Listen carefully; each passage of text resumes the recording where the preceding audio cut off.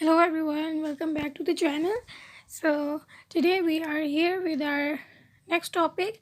In the last video we have discussed about verb and its types. So today we will discuss more types of verb. The first one is transitive verb. Transitive verbs are action verbs that always express double activities that relate or affect someone or something else. These other things are generally direct objects, noun, or pronouns that are affected by the verb. Though some verbs can also take an indirect object, such as show, take, and make. In a sentence with a transitive verb, someone or something receives the action of the verb. So if we see the examples, for example, love, respect, tolerate, believe, or maintain. In detail, the transitive verb is at. Gary is the subject because it is Gary who is doing the eating. And the cookies are direct object because it is the cookies that are being eaten. For example, other examples if we see, he kicked John, John punches him. They sold the tickets. Examples of verb used with both direct and indirect objects. They sell him the tickets. In this sentence, the tickets are direct object while him is the indirect object. Mary baked her mother a pie. In this sentence, a pie is the direct object while her mother is the indirect object. Next, we will study intransitive verb. Intransitive verbs are action verbs that always express double activities. They are different from transitive verb because there is no direct object following an intransitive verb. For example, we travel to London. The intransitive verb is travel. The subject is we because we are doing the traveling. But London is not a direct object because London is not receiving the action of the verb. For example, I sneezed in the morning or he arrived with moments to spare. Catherine sat away from the others and John eats before leaving the school.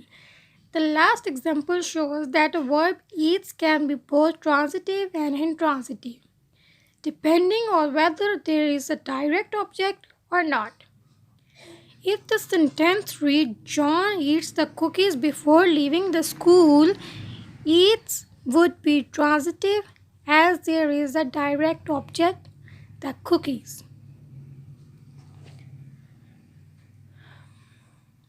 Now, auxiliary verbs. These are also known as helping words and are used together with the main verb to show the verb's tense or to form a question or negative. Common examples of auxiliary verbs include have, might, will. These verbs give some context to the main verb, for example, letting the reader know when the action took place. In the following sentences, auxiliary verbs are in bold for easy identification. For example, I will go home after football practice. The auxiliary verb will is telling us that the action of the main verb go is going to take place in the future. After football practice has ended, if the auxiliary verb will was removed, we get the sentence. I go home after football practice.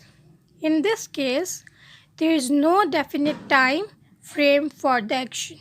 The sentence suggests that going home after football practice is just something the subject I generally does. Other examples, I may dance with you later.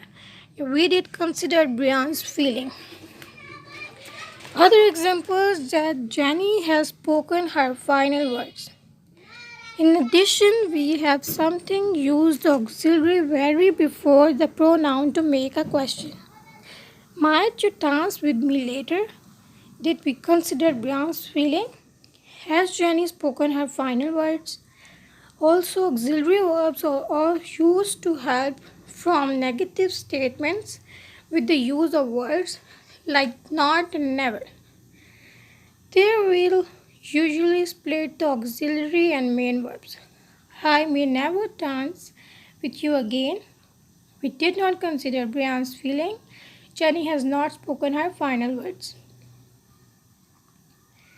The next, we will study stative verbs. Stative verbs can be recognized because they express a state rather than an action. They typically relate to thoughts, emotions, relationships, senses, states of being, and measurement. The best way to think about stative verbs is that they are verbs that describe things that are not actions. The stative verbs are all expressing a state of doubting, a state of believing, a state of wanting. These states of being are often temporary. For example, the doctor disagrees with your analysis. Disagree is a stative verb here as it describes the doctor's states of being disagreement. John doubts the doctor's opinion.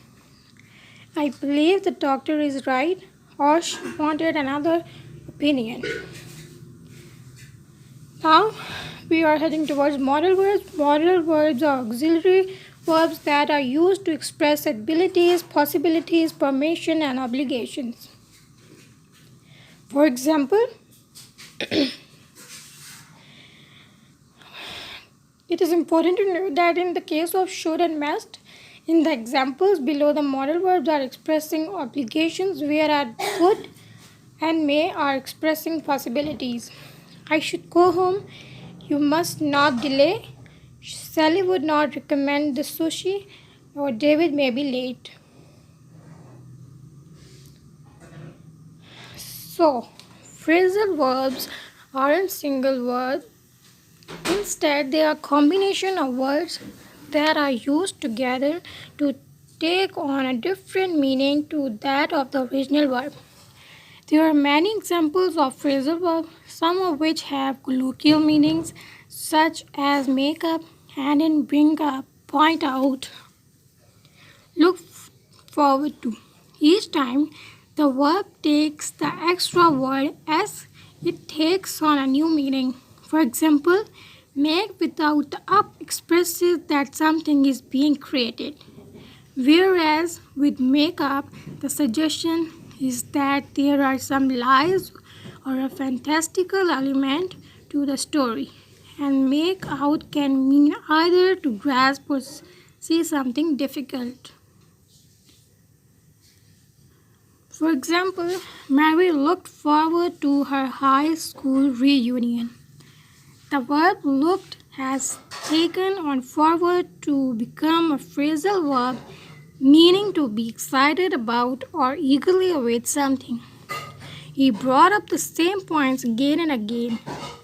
Leroy handed in the wallet to the police. I make up stories all the time. She pointed out Donald's mistake.